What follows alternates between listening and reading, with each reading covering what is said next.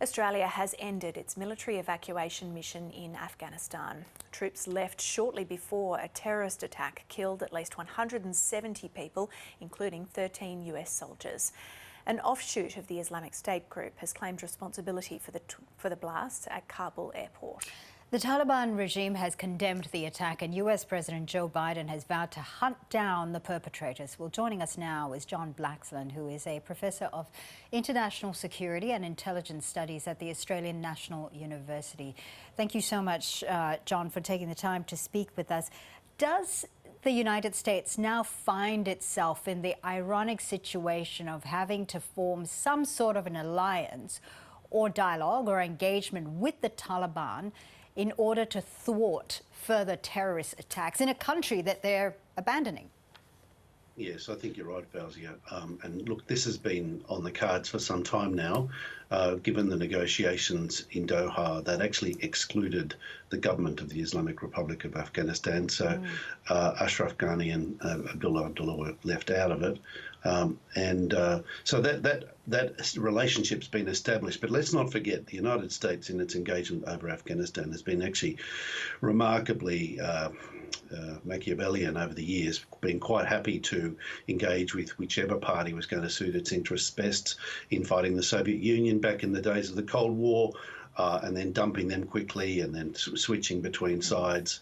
So it's not at all inconceivable that in the coming days in particular, but beyond that even, the United States may well be working closely with the Taliban in a discreet way without wishing to bring too much attention to it, in order to not only facilitate revenge against the so-called ISK, the Islamic State of Khorasan, but also to facilitate perhaps additional flights out of Afghanistan through charter flights, through civil flights, commercial flights from Kabul and perhaps elsewhere if they can get an agreement. So there's a couple of points of leverage there still. I want to come back to the United States and its role in the region and its dealings with the Taliban in just a while, but I want to focus now on the Taliban, which have played a very long game when it comes to taking over Afghanistan, and they are essentially a nationalist movement. Yes, they are an Islamic movement, but they're also a nationalist homegrown movement.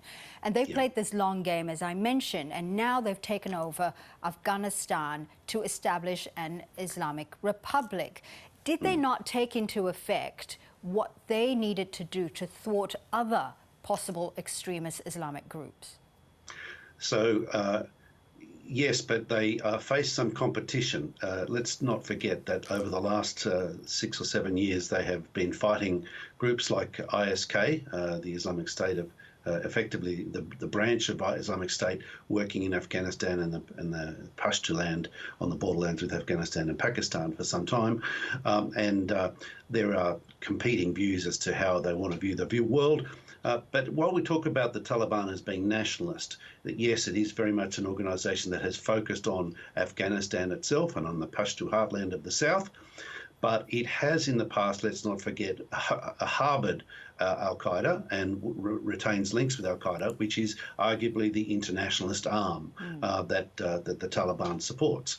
So yes, the Taliban agenda is domestic, mostly domestic, but they also have an external view which is quite proactive and aggressive. So it's not quite as simple as saying nationalist versus internationalist. But we do know that ISK does seem to be a competitor. It has been one that the Taliban itself has been at odds with.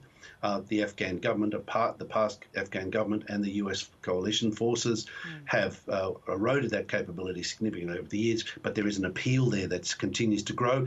Many of them were arrested back in 2019, about 1,500 of them were arrested. They've obviously been released in the last couple of weeks. And clearly that is now, I think, generating momentum for this group of disaffected would-be jihadists, violent jihadists, to aggregate and present a challenge to the government of the Taliban and to coalition forces still there, particularly the United States. There was a very interesting opinion piece written by an Afghan general, and just to quote him, he said, "The Taliban takeover is a military defeat, but it emanated from political failure." And this was he says, led by the United States, given that the United States did make their dealings in Doha with the Taliban, but left out, as you said earlier, the Afghan officials. Why did they decide to do that?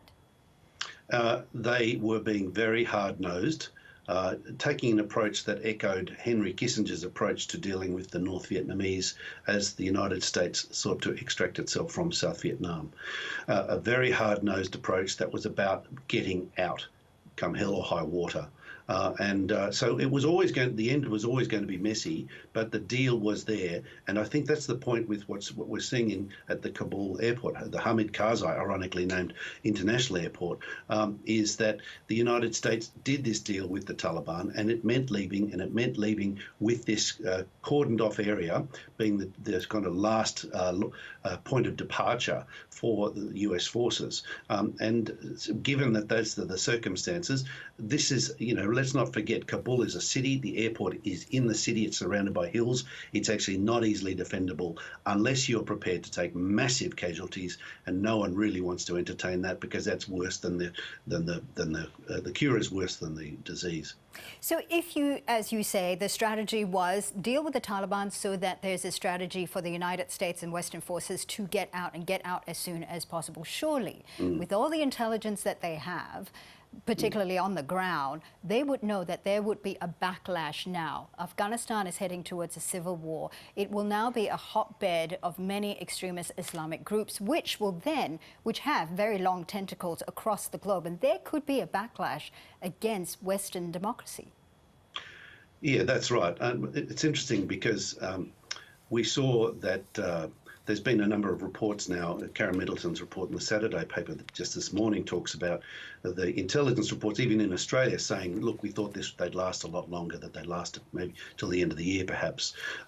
This has caught everybody by surprise. The rapid collapse of the Afghan National Security Forces, the departure of Ashraf Ghani. Interestingly enough, the fact that Amullah Saleh has gone with Ahmad Massoud to Panjshir Valley to try and do a